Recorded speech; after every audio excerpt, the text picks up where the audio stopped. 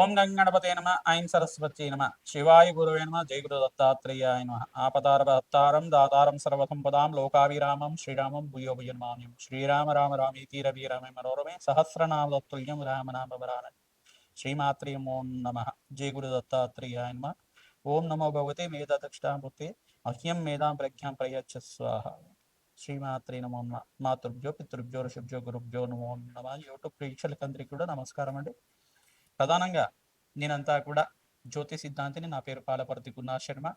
ఈ యొక్క మాస ఫలితాల్లో భాగంగా జూలై నెల మాస ఫలితాల్లో భాగంగా ప్రతినిత్యం కూడా అందరికి కూడా ఈ యొక్క శనీశ్వరుడి యొక్క ఫలితాలంతా కూడా ఈ యొక్క దోషం నుంచి బయటపడడానికి శనీశ్వరుడు ప్రధానంగా కర్మఫలదాతగా ఉంటారు కావున కర్మఫలదాత అనుగ్రహం కోసం ఎటువంటి పరిష్కారాలు ఆచరించాలి, శనీశ్వర దోష నివారణార్థం అంతా కూడా ఏలినాటి శని ప్రభావం కానీ, అర్ధాష్టమ శని ప్రభావం కానీ, అష్టమ శని ప్రభావం కానీ ఏ రాశి వాళ్ళకంతా కూడా ఈ యొక్క దోష నివారణార్థానికంతా కూడా ఎటువంటి దానాలు చేసుకుంటే కనుక శీఘ్రంగా శనీశ్వర దోష నివారణ చేసుకుంటే కనుక అఖండమైన పుణ్య ఫలితాలు కలుగుతాయి, అఖండమైన రాజయోగం సిద్ధిస్తుంది.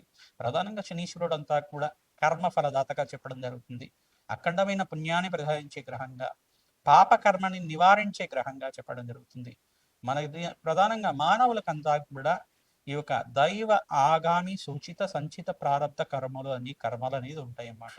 ఆది దైవిక, ఆది భౌతిక, ఆది ఆధ్యాత్మిక అనే కర్మలు అనేది పుణ్య పాప కర్మలు అనేది సహజంగా చేస్తూ ఉంటారు. పూర్వజన్మ ఇతిహాసం ప్రకారం జన్మ జన్మాంతరీషు మహాపాతక దోష నివారణార్థం ఎప్పుడైనా కానీ ఎన్ని జన్మలు ఎత్తున్నా కానీ అటువంటి జన్మల నుంచి ఈ యొక్క దుర్దోషాన్ని నుంచి బయటపడ్డాయి విధంగా జ్యోతిష్య పరిభాషలో అంతా కూడా చెప్తుంటారు. జ్యోతిష్య విధానంలో అంతా కూడా ప్రధానంగా శనీశ్వరుడు కర్మఫలదాతగా ప్రతి ఒక్క జీవి చేసే ఒక కర్మశేషాన్ని అనుభవించే విధంగా చేస్తూ, మరియు ఆ పాపకర్మ అంతా కూడా స్వల్పమైన దోషం నుంచి అంతా కూడా బయటపడే విధంగా, స్వల్పమైన ఈ యొక్క దుఃఖం నుంచి బయటపడే విధంగా అనుభవించే విధంగా చేస్తూ, సకల గ్రహ దోష నివారణ అయ్యే విధంగా, సకల పాపాల నుంచి బయటపడే విధంగా ఈ యొక్క అఖండ పుణ్యాన్ని ప్రసాదించే గ్రహంగా చెప్పడం జరుగుతుంది. రాజయోగం ఇచ్చే గ్రహంగా చెప్పడం జరుగుతుంది. విపరీత రాజయోగాన్ని ఇచ్చే గ్రహంగా చెప్తుంది. ప్రధానంగా చూసుకుంటే శనీశ్వరుడు అంతా కూడా ఛాయా మార్తాండ సంభూతుడు, సాక్షాత్ సవిత్ర సూర్యనారాయణ స్వామి యొక్క పుత్రుడు కావున, ఛాయా మార్తాండ సంభూతుడు కావున అఖండ పుణ్యప్రదాయమైన గ్రహంగా చెప్పడం జరుగుతుంది. కర్మఫలదాతమైన గ్రహంగా చెప్పడం జరుగుతుంది.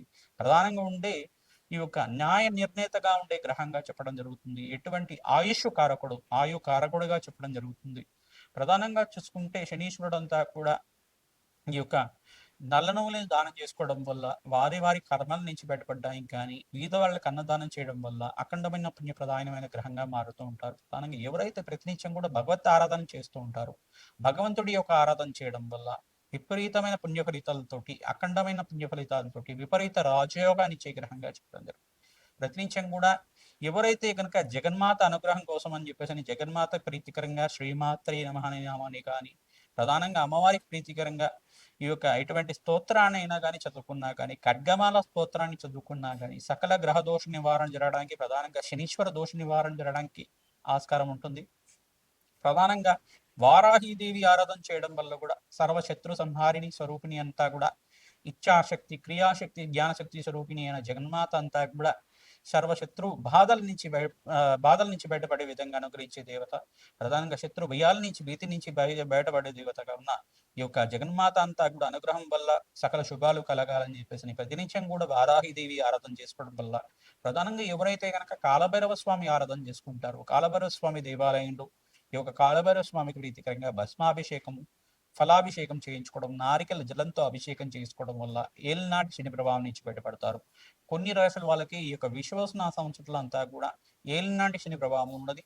ఈ యొక్క కొన్ని రాశుల వాళ్ళకైతే అర్ధాష్టమ శని ప్రభావం కానీ, కొన్ని రాశి వాళ్ళకైతే కనుక అష్టమ శని ప్రభావం అనేది ఉన్నది. కావున ఈ యొక్క శనీశ్వర వీక్షణ అంతా కూడా ఈ రాశి మీద పడతా ఉంది. వీక్షణ గ్రహాల యొక్క దృష్టి కలయిక అంతా కూడా ఎటువంటి ప్రభావం చూపిస్తుంది.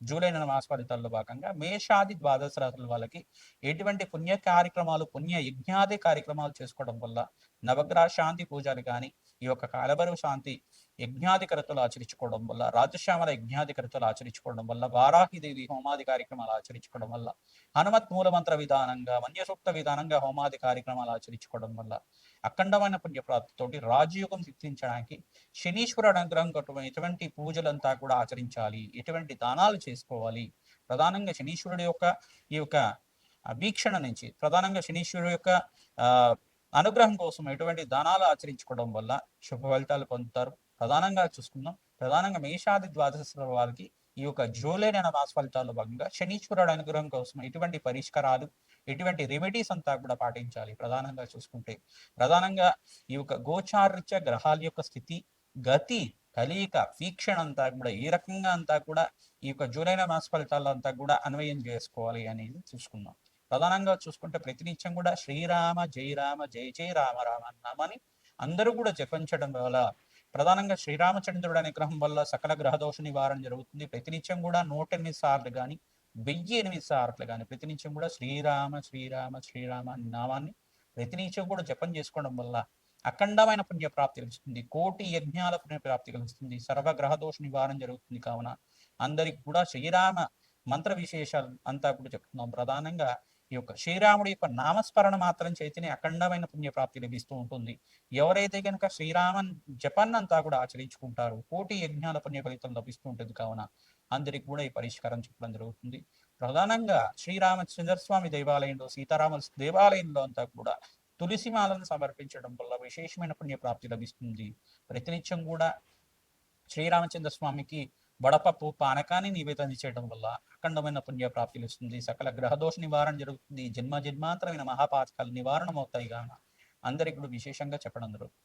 వృక్ష శాస్త్రంలో భాగంగా ప్రధానంగా రావి చెట్టుని అంతా కూడా ఈ యొక్క దేవతా స్వరూపంగా, బ్రహ్మ విష్ణు మహేశ్వర స్వరూపంగా చెప్పడం జరుగుతుంది. ఎవరైతే కనుక రావి చెట్టు, వేప చెట్టు ఉన్న ప్రాంతంలో అంతా కూడా నవగ్రహాలకి దోష నివారణార్థం అంతా కూడా ప్రతినిత్యం కూడా రావి చెట్టుకి అంతా కూడా ప్రదక్షిణాలు చేసుకోవడం వల్ల ఆ రావి చెట్టు, వేప చెట్టు ఉండే దగ్గర నాగేంద్ర స్వామి కూడా ఉంటే కనుక విశేషంగా సంతాన అభివృద్ధి కలగడానికి, సంతాన ప్రాప్తి కలగడానికి ఆస్కారం ఉంటుంది.